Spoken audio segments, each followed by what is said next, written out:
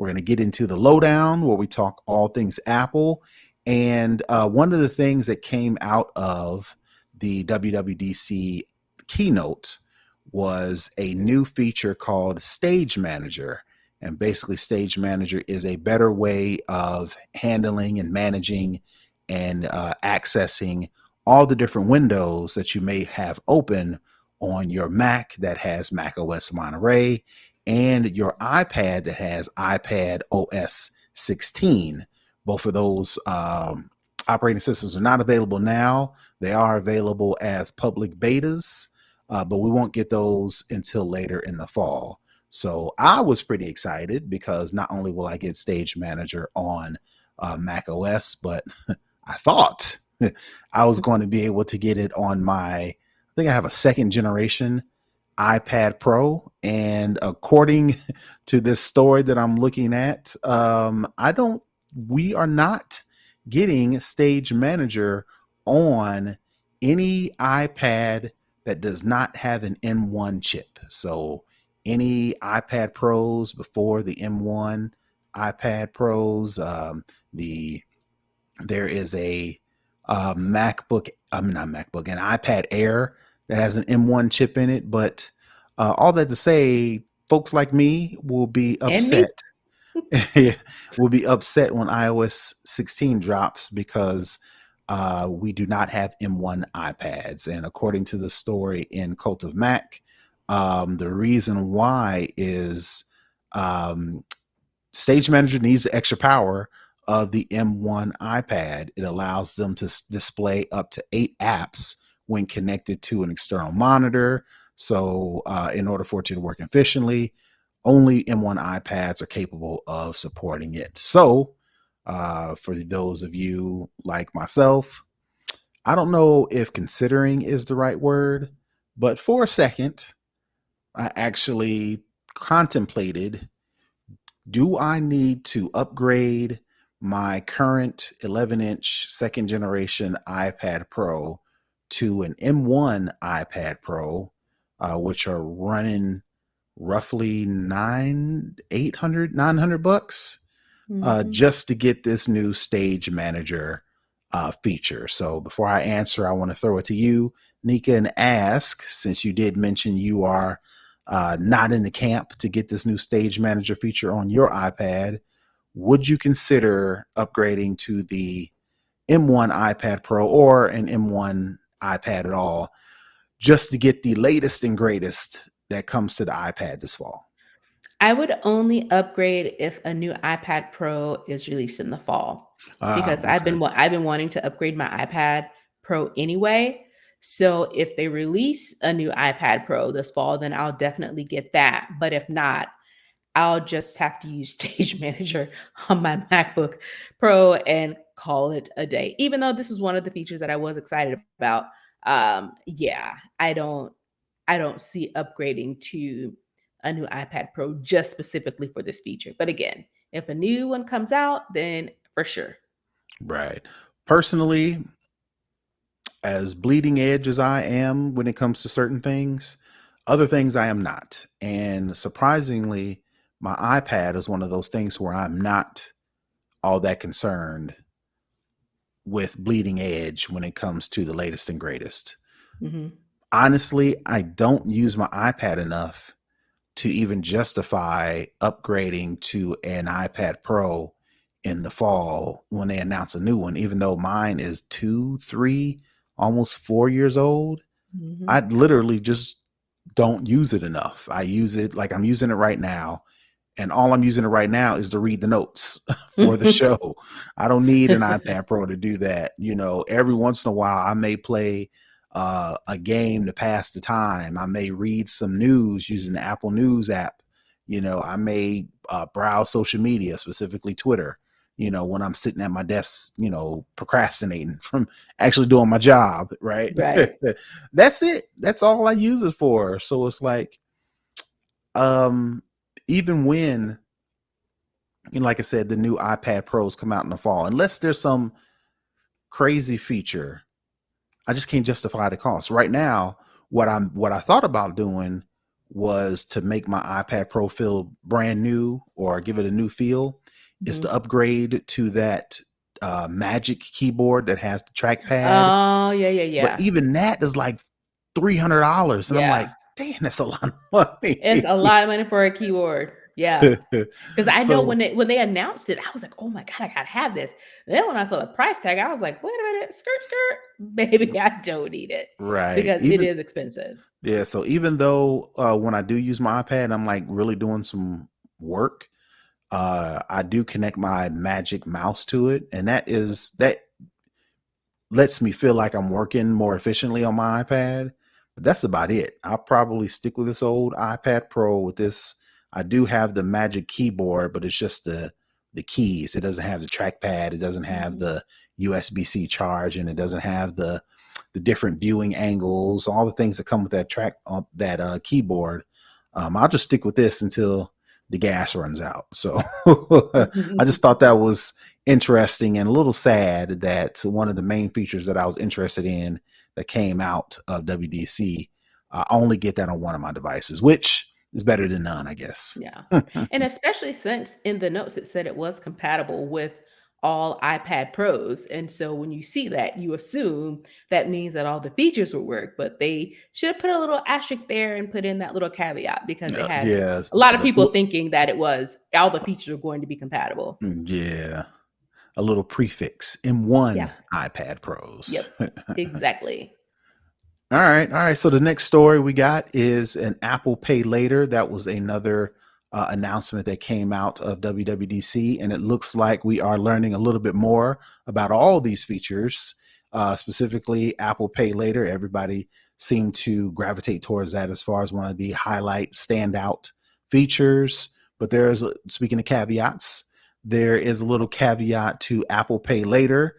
If you were looking to spend the big bucks to get you a super expensive MacBook or a super expensive iPad Pro with a Magic keyboard and all these other things, you will have a limit on how much you can spend using Apple Pay Later. So, according to this story that I'm reading in iMore, you only be able to use up to $1,000 via the Apple Pay Later. And for those who don't know, Apple Pay Later is a feature that Apple announced that similar to Affirm, similar to PayPal Pay Later, or not PayPal. Yeah, I think they're doing something as well. But more of the popular ones is Affirm and Klarna. I think there's another Hmm. popular one. But at any rate, similar to some of those other services, instead of you spending $600 at one time, Apple Pay Later will let you split up the $600 purchase into 4 installments over 6 weeks. And as long as you make those installments on time, you will not be charged any interest or you won't be charged any late fees. But that again, that's only according to this story. Will only Apple intends to only allow people to borrow $1,000 at most, even if their credit score is good and their Apple ID doesn't display a history of payment problems. So I just want to throw it to you. Is that a good idea to limit the buy now, pay later feature for somebody to, I guess, protect them from going crazy? Or should, as long as your credit worthiness and as long as your Apple ID history is solid, you should be able to borrow however much you want to? I think the initial rollout of $1,000 is smart. It does limit what you can buy. So pretty much new iPhones are out. Pretty much laptops are out. You can get peripherals. You can probably get You can get an a low iPad end. You get an probably. iPad. You can get a Mhm. Mac Mini. You can get like the over the ears. You can get AirPods and keyboards, those type of things. But the big ticket items that I most think most people thought they were going to be able to buy with this, it limits it, and I think it's smart at least on the initial run because anytime anybody gets anything new, especially when it comes to money or access to money, people just go overboard and just splurge. So I think Apple is being a little bit smart because they don't want to have all this extra debt on their balance sheets that isn't cleared because people didn't necessarily pay for the products that they had. So I think it's smart. I think Apple is probably more looking out for themselves than they are for the consumer No, because it probably. does have implications for them if they have a whole bunch of people who default on their payments, because not only does that affect the company bottom line, but it also is bad PR that could come back on Apple and say, they gave people too much. Apple is putting all these people in debt, those type of things. So I think it's smart that they're doing it this way. So I guess 1,000 is a bit surprising. I would figure maybe 1,500, so you could at least start to get some of the entry level laptops, but maybe not. And I don't know if you can say, hey, let me just pay now later on up to this 1,000, and then let me kick in the extra, 200 or 300 or whatever. I'm not sure how this works, but yeah, I think it's smart. Right. Well, I guess, for that part that you just mentioned, I'm assuming my assumption would be that Apple said, okay, well, up to $1,000 is the buy now, pay later for installments. That's manageable. Anything above that, come on over to the installment plan, right? The Apple card or Oh yeah, the Apple installment plan. I don't know if that's the same thing. Yeah, you can get an Apple card without doing an installment plan. But yeah, if you want to step up, there's other options. You need to yeah. graduate to the, Apple installment plan. If you're getting bigger ticket items, that will enable you to spread out the payments over a longer period, because the ticket price is higher and you get the same, no interest.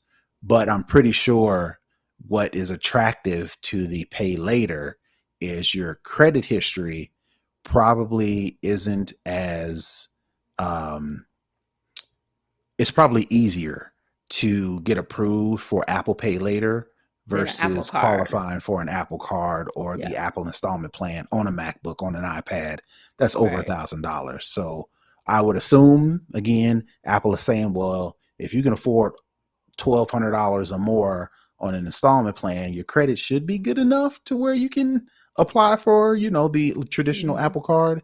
We'll see how that rolls out. Like you said, yeah, limiting people is probably a good thing. Like you mentioned, probably covers Apple's butt just as much as anybody else's. So Yeah. another thing that came out as it relates to the Apple Pay Later, in addition to doing a quote unquote soft credit check, which it's still debatable on whether or not that affects your credit history or not. But in addition to checking your credit, to qualify for the Apple Pay Later, you will have to use your Apple ID, and Apple will check your Apple ID history to make sure that you don't have any sort of red flags, make sure you're square with Apple. But in addition to that, it's a form of fraud prevention, because if Hmm. you have to tie your Apple ID to this purchase, then there's less likely that somebody else will be able to use your identity, like just having your social security number, just having your address, just Mhm. having your date of birth. Those three things typically is all you need, pretty much, to steal somebody's identity. But Right. with being able to use Apple Pay Later, in addition to those things, you'll also need your Apple ID information. So adding all those things up, it seems like, Apple is adding a extra layer of protection for people who may or may not try to use this not so legitimately. Right. Right. And because, using the Apple ID, it does add another layer of protection, because most Apple, I'm not sure if all, you can correct me if I'm wrong, but have to at least have the two factor with your Apple ID. And it's a little bit more involved, and you have a little bit more protection with your ID rather than just your regular email. Right, right. All right. So that's all I got from that. The next story we got is Apple Clips. I thought was a pretty cool feature, but I've only been able to use it once because not all developers have built it into their apps and or services. So it's kind of been quiet. I think the reason, well, according to Apple, the reason why a lot of developers have not jumped on integrating Apple Clips into their apps and or websites is because of the small amount of storage space needed to actually successfully run Apple Clips. Well, now that Apple is recognizing that a lot of people are switching over to 5G, the ability to download a 15 megabyte Apple clip is much more feasible than it was Mm. before. So now that it's so easy, like for instance, I give you an example of how Apple clips come into play. Well, let me give you a backup. App clips are smaller mini apps that you can use to do services like order food, like if you're walking around town and you need to get one of those electric scooters, Mhm. pay for parking. You can use these app clips even if you don't have the app installed. So traditionally, if I were to get an e-bike and I saw one, I'd have to find out what brand the e-scooter is. I'd have to go to the app store. I'd have to download the app. I'd have to sign in. I have to create an account. Got to link a credit card. Do all these things before I can actually use the e-scooter. Well, with an app clip, you can scan the barcode or the QR code with your phone with your camera. It'll pop up the app clip. It'll automatically let you use that e-bike, and you use Apple Wallet to connect your credit card, which has your name, address, all the things you would need Mm. to create an account, right? So it's just a fast way to use those type of things. Well, So it's like for like an app if you only plan on using like 1 or 2 times. It's not right. something you wanna commit to. Right. And one of the ways I used it was ordering food, right? So I was in the Maps app on my phone, and Pandora, not Pandora. What's the Panera Bread? I said Pandora. I was in Maps. I was looking for someplace to eat, and Panera Bread showed up in the area.